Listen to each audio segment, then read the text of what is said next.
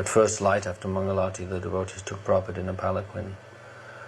I remember Narayan Maharaj was leading the kirtan, Nadi was playing drum, and I had kartals. We went all the way down to Vrindavan, and then of course I noticed all these hundreds of people that came from nowhere. I couldn't figure that everyone had heard, or if they had heard that Prabhupada left. I never saw Vrindavan in such a mood that everyone came out to pay homage. It was so early in the morning. The rooftops were packed wherever we went. And we took Prabhupada to all the Goswami temples of Vrindavan, Madan Mohan, Radha Damodar, Radha Shyamsundar. And we ended up at Govindaji, and from Govindaji we came back from there. There's two things that Srila Prabhupada gave me. One was personal association, and the other was some attachment for Vrindavan for whatever reason. And Upendra got in touch with me when Prabhupada was in Vrindavan and was starting to become very sick, and it became very clear he was going to leave soon.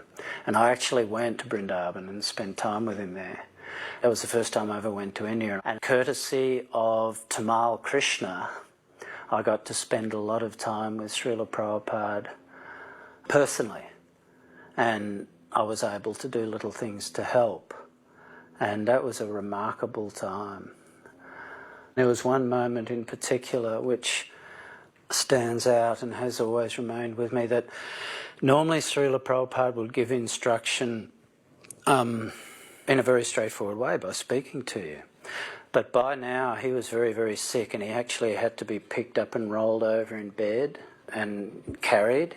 You know, he was getting ready to leave. And I'll never forget this. We're on the roof of his apartment in Vrindavan.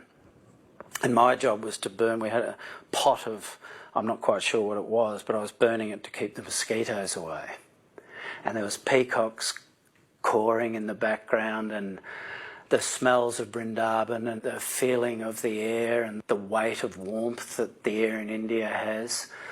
And I was sitting at Srila Prabhupada's feet, looking along his body at him, and I just had a moment, like I guess a cathartic moment.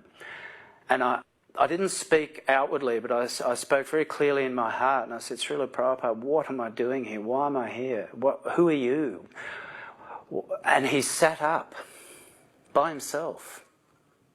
And he couldn't do that at that point.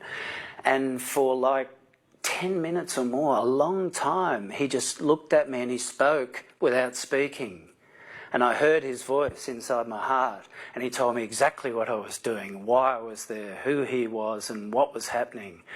And when he'd finished, he lay back down as if nothing had happened, and again had to be moved and rolled over. And that was the last instruction he gave me. And it was like nothing I ever saw with Srila Prabhupada in all the time I was with him. It was honestly mystical beyond measure. You know, there was no way you could describe that as a normal interaction with anybody.